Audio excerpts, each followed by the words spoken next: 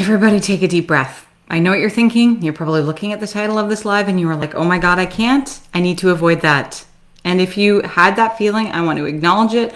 I want to recognize you. I want to validate it. And I would actually have you, as you read the title of this conversation today entitled Why We Avoid Conflict Like the Plague and What to Do About It, I want you to pay attention to the sensations that are happening in your body. Even as you read that message and read that title, I'm sure there was some sort of physiological reaction that's happening in your body right now, because if you were anything like me or any other human being on this planet pretty well, you have been taught your entire life that conflict is something to be avoided at all cost. And your body has learned that to throw up alarms anytime there's even any sense of conflict on the horizon. I heard somebody, Craig Penner, say, this is your body having a no-no reaction. So pay attention to the no-no reaction that you're actually having, even by simply reading the title of this conversation today. Because I know for me, even though I've done heaps of work and tons of therapy and tons of evolution, like when it comes to conflict,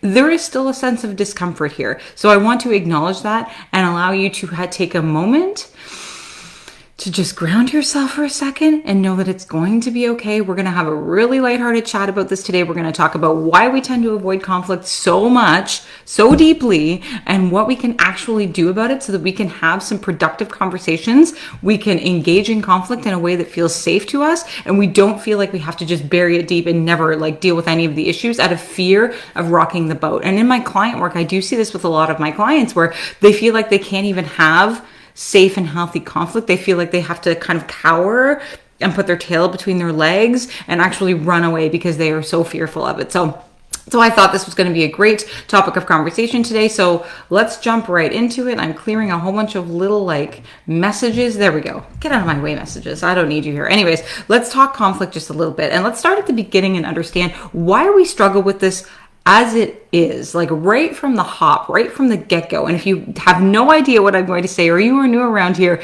you're going to, this is going to be a light bulb moment for you, because I truly feel, in my perspective, in my work, and the way that I work with clients, and the way that I've navigated the world simply as a human being, and if I take a moment to reflect on some of the reasons why I, in the past, and still to this day, feel uncomfortable when it comes to conflict, it's the pressure to avoid things that make us feel uncomfortable. And where does this pressure come from? Do you know what I'm going to say, my friends? It comes from our friend supposed to culture. We are pressured consistently, especially as women too, or people that identify as women, we are constantly pressured to always have a smile on our face, to not complain, to always be happy, to not be too loud, to not be too quiet. I'm starting to feel like I'm giving the Barbie monologue, and I haven't actually seen I haven't even seen the Barbie movie, funnily enough. But if you have watched that movie, America Ferrera gives a beautiful monologue there. All those things as women we feel, and part of it is avoiding conflict. We don't want to rock the boat. We don't want to make anyone upset. We don't want to make anyone unhappy. Our role as nurturers is to make sure that we keep the peace. And this has been driven into us from the time we're born pretty well, the time we begin to be conditioned by our family, by our community, by society, by all the people around us. The more conditioning we learn, the more this drives us home that we need to avoid this and we need to just keep the peace, and we don't have the right to a voice, right? So this is a really important understanding, because this isn't something you just picked up overnight. You didn't just say to yourself, okay, now I'm unhappy with conflict and I really don't like it and I really don't want to have any of it in my life. This has been something that's been percolating for a really long time. And it's especially important for those of you that have children to start to teach your children, and hopefully you'll grab a few tips today, that it's okay to have some conflict. That conflict is actually normal. That human beings have a wide array of emotions. It's not just happiness and joy and satisfaction all the time. There's more emotions to us as human beings than just those things. And conflict comes from heightened emotions. Perhaps you have the emotion of anger, and that emotion of anger puts you into a position where you then feel like there is conflict, or there's friction between you and somebody else.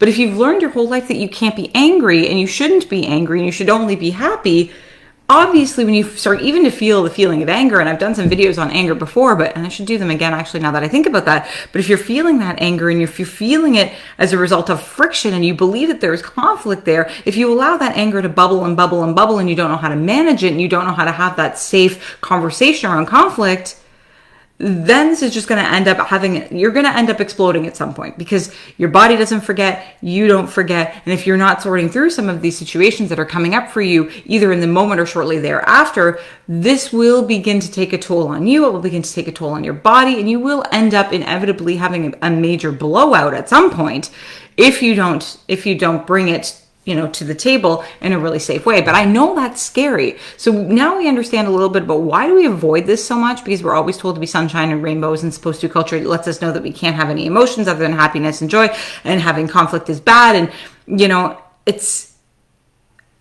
we're always conditioned to avoid it. So let's just call a spade a spade. And that's an important fact to remember, especially if you find yourself shaming yourself for avoiding conflict. Oh, I should have spoken up for myself. Oh, I should not have let that person get away with that. I should have said something. I should have, been more authentic. I should have done this. I should have done that. And then we start to have like this guilty feeling like I should have done these things. And then the more we guilt ourselves or the more we shame ourselves for not doing things in the way we feel like we should have, don't be a shithole. This message brought to you by not being a shithole or not shoulding your pants. We want to avoid the word should, because the more we should ourselves, the more we say we should have done something or we could have done something better and all this stuff, the more we take away from our personal growth and the more we keep ourselves more stuck in like the present, like the present stuckness versus evolving out of it. So it doesn't matter what's happened in the past. Today you're here. Today you're watching this video. Today you're in hopes that you're going to pick up a couple of tips on how to now have safe conflict. And I always want to make sure I'm saying the word safe because this is going to help you. Because as kids and as just humans, like when was the last time someone asked you, what really makes you feel safe? Just let that sink in for a minute. What does safe mean to you? Who are the people that make you feel safe? What does your body feel like when you're safe?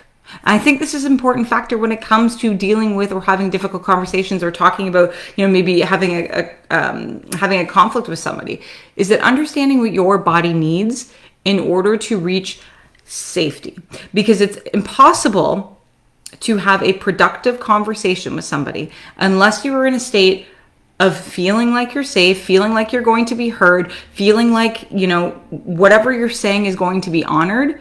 You need to understand when you're in that point of almost neutrality in a sense. And I think this is kind of like the first tip when it comes to, being in conflict, what to do about avoiding conflict, having difficult conversations, is knowing that if you are in a really heightened state of emotion, if you were like furiously angry or you're very, very sad or very, very upset to the point where you can't even catch your breath, in that moment might not be the best time for you to engage in that conversation because you're not in that state of equilibrium. You're not in a state of neutrality. You're not in a state of safety. You're in a state of either like hyper arousal, or you're in a state of overwhelm, or you're in a state of dissociation, or you've kind of shut down and you can't even have that conversation because you just are sort of dissociated at that point and you can't even think and you can't even gather your thoughts. And a lot of times when we cower, when we back away and we don't like stand up for ourselves, that's a shutdown response. It's like a response of where we've just said, I can't do this. I don't know how to do this, so I'm just going to say nothing. I'm going to shut down. We don't want that. What we want to do is bring you to that neutral zone, that safe space where you have thoughts collected and where you can have these conversations in a way that's going to be meaningful, not just for you, but for the other person that you're struggling with or you have to have a difficult conversation with. And this is true if you are a manager or if you are a teacher or no matter who you are, what you do and what walk of life you're from. This is something that's really, really important because you want to make sure that you're present so that you have access to all of the thoughts that you want to share with this individual and all of the points that you want to share with them and all of the things that you want to iron out in the moment. It's important for you to be in that neutral zone versus up here or down here. Because, and you know this for a fact, when you get angry, most people just see red. And there's no tapping into your logical side. It's all out the window. You are in fight mode. And when you're dissociated, you are in freeze mode. There's no accessing that logical part of your brain that can put context to things, all of the reasons you're feeling this way. And you end up, if you're like me, I end up being like, I know I have a point, but I can't get to it because I'm just so heightened in emotion. And I'm like you're not hearing me, you're not listening to me, but I'm not really saying anything. That tends to be like That's been my experience, where I'm actually not saying anything. I'm just like getting angry, or I'm having these big outbursts, but I'm not saying the things I want to say because I can't even access those things because I'm not in a safety zone. So tip number 1, managing difficult conversations, put yourself in a safety zone. And if that means in the middle of a difficult conversation, and whether or not this is appropriate in a corporate setting or a professional setting is yet to be seen, perhaps it is. Perhaps actually we need to normalize it in those scenarios. Like if you were having a fight with your boss, or if you're having a disagreement with your boss, potentially the best course of action is like, I need a few minutes to collect my thoughts. I need a few minutes to step away. I need a few minutes to take a deep breath. Can we return to this conversation? Whether or not that will be well received by the person on the other end, depending on who you're talking to, is an entirely different story. But if we just normalized this ability to find neutrality and say, I need a few minutes, versus having like forcing a conversation on somebody right now, immediately, and there's no other option, the world would look a lot different. We would be having a lot more difficult conversations and there wouldn't be so much shame around them. So that is the first thing. Taking a moment, and especially if you need to approach somebody with a difficult conversation, don't go into it when you're feeling right mad, or if you've, sometimes like a lot of us, some of our coping mechanisms are relying on alcohol perhaps to loosen our inhibitions. Not the right time. You want to collect your thoughts. And even if that means, and I say this to my clients all the time, even if that means going into that difficult conversation with some sort of notepad with little like all your points, things that you want to discuss, things that you're feeling, things that you want to bring to the table, write them all down. Have some clarity in your thoughts. Take some time to say to myself, okay, I have these things that I want to talk to you about this, like with this person. And especially if this is with your kids, talking about their behavior, especially. I know I want to talk to my child about these behaviors. This is the way I'm feeling. I want to engage them in a collaborative conversation. I want to have a productive conversation. I want to be mindful of my own emotions. I want to be present in this moment. These are all the things I want to accomplish, and actually bring that document with you. Do it. Bring the document. It's okay. Who's going to say anything? The other person? It doesn't matter. And it's better to have all of those things written down so that you don't lose sight of it, especially like you want to have a difficult conversation. You probably really only want to have it once. You don't want to be like, oh man, I forgot this point, and this point. Crap, and now I need to go back and reopen that can of worms. You're better off having something written down. Ground yourself before, be in that zone of safety. And if you don't know what grounding means, because to me it makes a lot of sense, but when you're grounding yourself, you want to put your feet firmly on the floor. You want to just take a few moments to really connect to the earth, feel your body in space, feel your seat on your seat, literally feel your arms on your chair, wherever you're sitting. Close your eyes, go within. If closing your eyes doesn't feel safe for you, just, look down past the tip of your nose and just stay there and breathe. Take a few deep breaths until you can feel like your heartbeat has returned back to normal. And understandably, there's going to be a little bit of anxiety here. Like, there is no doubt you're going to have some anxiousness going into a difficult conversation. That is perfectly normal. So that's why grounding becomes all that more vital, because it's going to heighten your ability to reach a neutral state, and it's going to support you to get to that neutral state ahead of having that difficult conversation with somebody, so that you are better equipped to then go ahead and have it, right? So you're grounded yourself, you've got your piece of paper, you've got everything that you want to talk about. Now you're going to open up that conversation with the person. And I think it's really important to kind of lay some ground rules with them, and even just let them know ahead of time, hey, we have to have a conversation. This conversation isn't easy for me.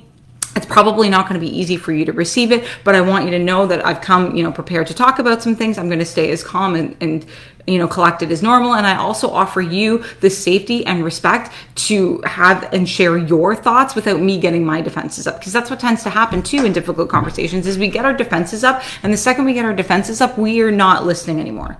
Our ears are in the off position, because and that's important as well too, like being mindful of it. Like, am I getting defensive in this conversation? What are some of the reasons I'm getting defensive? Is this something that I need to like write down and cater to later? Like, am I being triggered in this moment? Why do I feel like I need to defend myself? And making sure that instead of having that feeling, acknowledging it, say, to yourself, okay, I feel that I'm having some feelings. I feel that I'm having some emotions. I'm going to look at those later. But right now I want to be present. I want to listen. I want to listen to the other person. And I want to take in what they're saying, so that we can both get something out of this conversation, so that we can both get what we are looking for. And it's important for the other person to have an opportunity, especially in a difficult conversation situation, for them too to have an opportunity to share their thoughts and feelings. Because you've come prepared, obviously, you've called this meeting, they haven't been prepared. So it's important for you to say, okay, I've had some time to think about what I want to say. I've had some time to ground myself. They probably haven't had that same experience. So I'm going to give them some space to feel their own feelings. And they understanding that in this moment, they might have a heightened reaction. They might go into the overwhelm zone, or they may be completely underwhelmed and dissociate, and that's okay. And if you notice that happening where they start to get really angry, validate what's happening. I can see you're getting really angry. That wasn't the intention here. I just wanted to share some of my thoughts. How can I help you? Do you have some questions? How can I help you bring this down a little bit so that we can continue to have this conversation? Or if they're completely dissociating and staring into space, you can say that too. Like, I notice you're kind of staring off into the distance. Do you have a question for me? Is there something I can answer for you? Is there somewhere you're feeling that you'd like to share with me? And some of these tips might seem really foreign or seem really out there for some people, because this is not how we're not taught to have conflict. Like, maybe we're taught a few things here and there through our corporate journey, but like, we're not taught this stuff when we're young. If we were taught this when we were quite young, in our formidable years, likely, probably before 8 would be the most ideal time. And it was continued to be, put upon us as we grew up. It would be a lot easier to have the difficult conversations, but also just being mindful of the other person that you're having the conversation with is really important, and respecting them as well, because this might have come out of nowhere for them, and they're going to have emotions or feelings about it, and they might get their defenses up, and that's okay, because they haven't had the same time, right? And being mindful, if they're saying hurtful things, if they're spewing things at you, if they're saying really mean things to you, if they're just throwing daggers at you, understand that is likely more about them than it is about you. You might be bringing to light some insecurities within them, something that they judge themselves for. You could be bringing up a lot of things within that individual, and it's not even about you, it's about them. That perhaps they have some guilt or shame over the fact that they are like this, or they've done this to somebody, and they want to push it onto you, because obviously we don't want to feel any type of way. We don't want to feel any sort of discomfort, so then we project onto other people. So knowing if they're swearing at you, or if they're being nasty, or if they're being mean, that's likely not about you. And if it gets to the point, this is kind of the next piece of the puzzle, if it gets to the point where things are getting really, really, really heightened, like they are really getting heightened to the point at where it's getting scary, it's okay to remove yourself from the situation. It's okay for you to say, and being mindful of remaining neutral. That's why grounding is so important, and trying to maintain that safe zone all the way through as best as you can. Because if they're having a big, huge reaction, and if they are escalating and escalating and escalating, you need to have your wits about you to say, I can see that at this point, this conversation is escalating, and I think it's best for both of us that we put a pause on this, we put a pin on it, we both take our separate space, so that we can look at this and we can take some more time to reflect and come back and have this conversation later, when both of us are in a place where we can do it in a way that's going to be productive.